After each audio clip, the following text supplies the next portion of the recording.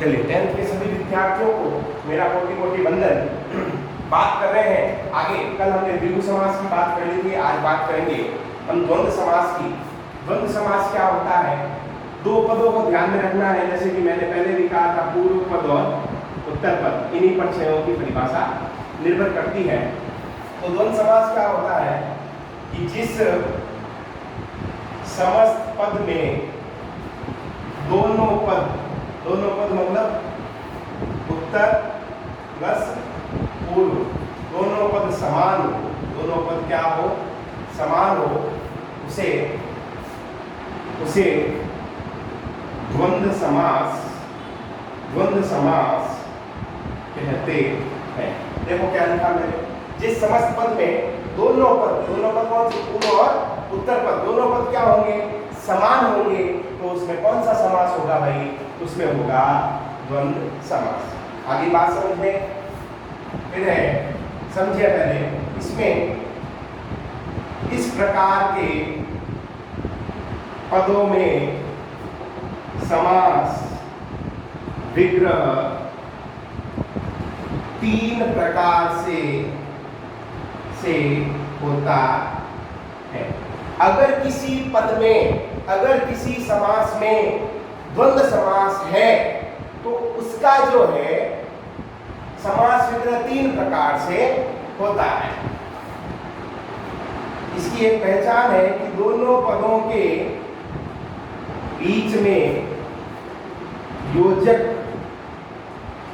चिन्ह का प्रयोग होता है। जिसमें भी द्वंद्व समास होगा उसमें हमेशा जो है लगभग योजक चिन्ह, एक पूर्व पद इधर आएगा, पूर्व पद इधर आएगा और उत्तर पद इधर आएगा। तो दोनों पदों के बीच में जो है आपके योजक चिन्ह का प्रयोग होगा, जिसे हिंदी में इंग्लिश में डैश बोलते हैं। ठीक है, इतना उतारिए। उसके बाद हम देखेंगे कि समास विग्रह तीन प्रकार से कैसे होता है। ठीक है, उतारिए, खोज कर लीजिएगा। चलिए, अब मैं बात कर रहा हूं, अब अपन बात कर रहे हैं कि भाई इसका जो समास विग्रह है वो तीन प्रकार से कैसे होता है। तो वापस लिखेंगे कि समास विग्रह तीन प्रकार से होता है। बड़ा ध्यान से समझिएगा। पहला है और, दो पदों के बीच में क्या लगता है? और। आदि, दो पदों के अंत में क्या लगता है? आदि। और एक है या, दो पदों के बीच में क्या लगता है? या। कब कब लगता है? और कब लगेगा? आदि कब लगेगा? या कब लगेगा? जब, ध्यान से समझना, और कहाँ लगेगा? समास विग्रह कर रहे हैं, समास विग्रह में और कहाँ लगाते हैं? जब दोनों पदों के गुण असमान हो, तब दोनों पदों के बीच में, देखो, जब दोनों पदों के गुण असमान हो, यानी गुण जो है मिलते नहीं हो। गुण क्या है? मिलते नहीं है। अभी अपन उदाहरण करेंगे। जब दोनों पदों के गुण क्या होंगे? असमान होंगे तथा गुण असमान होंगे, तब हम समास विग्रह करते समय दोनों पदों के बीच में और का प्रयोग करेंगे। कब, कहाँ करेंगे? बीच में, ये ध्यान रखना। आदि का प्रयोग कहाँ करेंगे? जब दोनों पदों के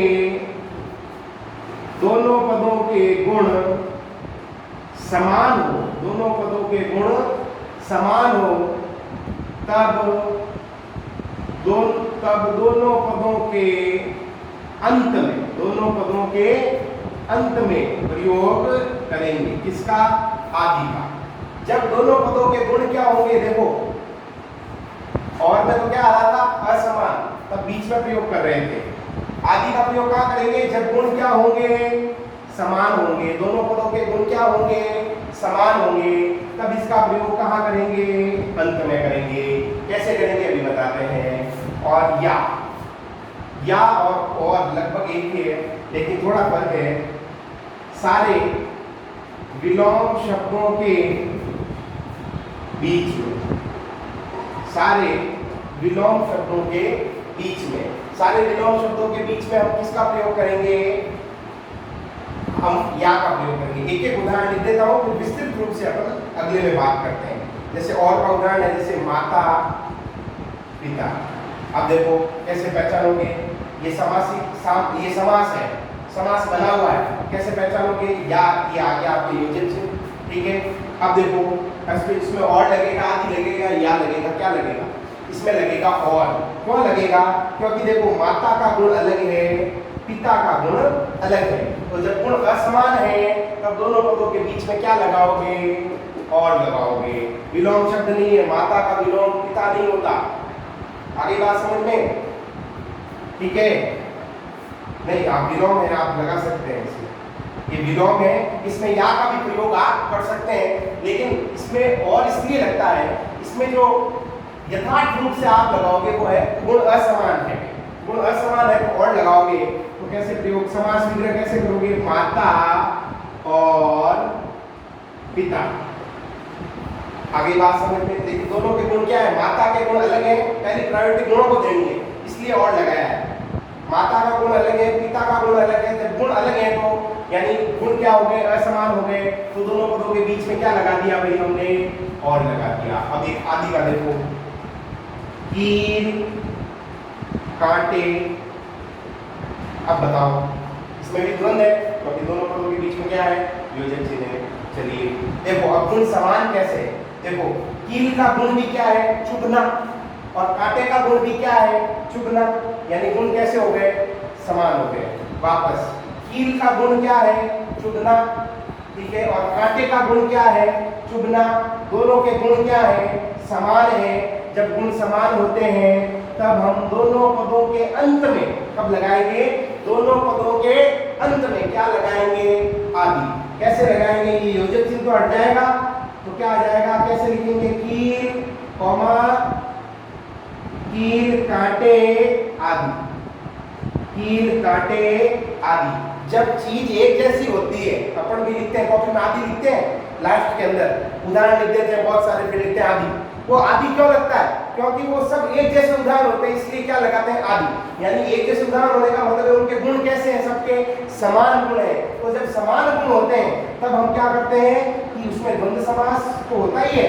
जब उसका समास विग्रह करते हैं तब जो है पदों के अंत के अंदर हम क्या किसका प्रयोग करते हैं? आदि का प्रयोग करते हैं। ये बात आपके दिमाग में आगे होगी। आगे बात समझ में? अब या का देख लो, जितने भी विलोम शब्द है, जैसे आप लिखते हो दिन रात, तो अब आज से जितने भी विलोम शब्द आएंगे, मान लो समास पूछ लिया दिन रात में, तो आप और नहीं लगाओगे। क्या लगाओगे? या। और लगाओगे तो गलत नहीं होगा, लेकिन पहली प्रायोरिटी किसको देनी है? या को देनी है। आगे बात समझ में? अब किसी के मन में ये डाउट है सर एक्सीडेंट का इतने उदाहरण दे रहे हैं, इसमें और ही लगाया हुआ है।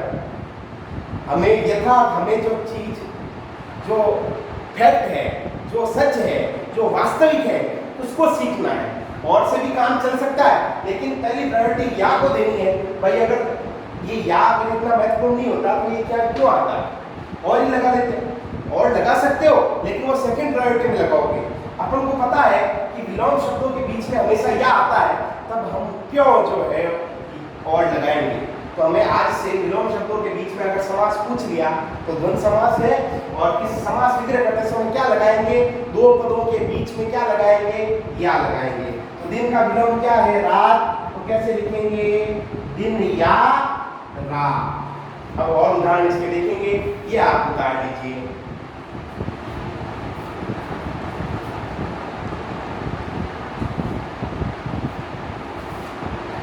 चलिए अब हम देखते हैं इसके उदाहरण। अब हम देखते हैं भाई इसके उदाहरण जब हम देखेंगे तो द्वंद्व समास के उदाहरण, जैसे भाई बहन। भाई बहन क्या है? भाई बहन, सॉरी भाई बहन। तो आप मुझे बताओ गुण समान है क्या इनके? भाई का गुण अलग है, बहन का गुण अलग है, ये विलोम नहीं है, ठीक है। भाई का गुण अलग है, बहन का गुण अलग है। जब गुण अलग अलग होते हैं, गुण असमान होते हैं, तो क्या लगता है विग्रह करते समय और, तो क्या आ जाएगा भाई और बहन, ठीक है। अगला धनी निर्धन, धनी निर्धन। अब धनी और निर्धन क्या विलोम है क्या? बिल्कुल विलोम है। जब विलोम शब्दों के बीच में आप विग्रह करते समय क्या लगाएंगे? और के या लगेगा, या। आगे बात समझ में, इसमें या क्यों लगा पता लग गया? विलोम होने के कारण। इसमें क्यों लगा और? इसमें गुण असमान होने के कारण लगा और, ठीक है। अगला देखें, अगला है पूर्व पश्चिम। ये विलोम है, अपोजिट है। पश्चिम इधर है, पूर्व इधर है, तो विलोम हो गए, तो क्या हो जाएगा पूर्व या पश्चिम। अगला देखो, फूल पुष्प, दोनों का गुण क्या है? समान है। फूल का गुण क्या है? खुशबू देना। पुष्प का भी क्या है? खुशबू देना। तो क्या हो जाएगा फूल पुष्प आदि। अगला है पेड़ पौधे। पेड़ का क्या है? पत्ती या फल देना। पौधे के भी क्या काम है? फल देना। आगे बात समझ में, तो दोनों का गुण क्या है? समान है। जब गुण समान होता है तो दोनों पदों के अंत में आदि का प्रयोग करते हैं, तो क्या हो जाएगा पेड़ कौमा पौधे आदि। इन सब में कौन सा समास है भाई? द्वंद्व समास है, ध्यान रखना। अगला देखिए, भला बुरा। अब इसमें आप बताओ मुझे क्या होगा? दिमाग लगाओ। भले का क्या विलोम है? बुरा। विलोम शब्दों के बीच में किसका प्रयोग? या का। तो भला या बुरा। अगला देखें, वेद पुराण। वेद पुराण, दोनों के गुण क्या हो गए? अलग अलग हो गए, तो क्या लग जाएगा वेद और पुराण। कितना होगा ये?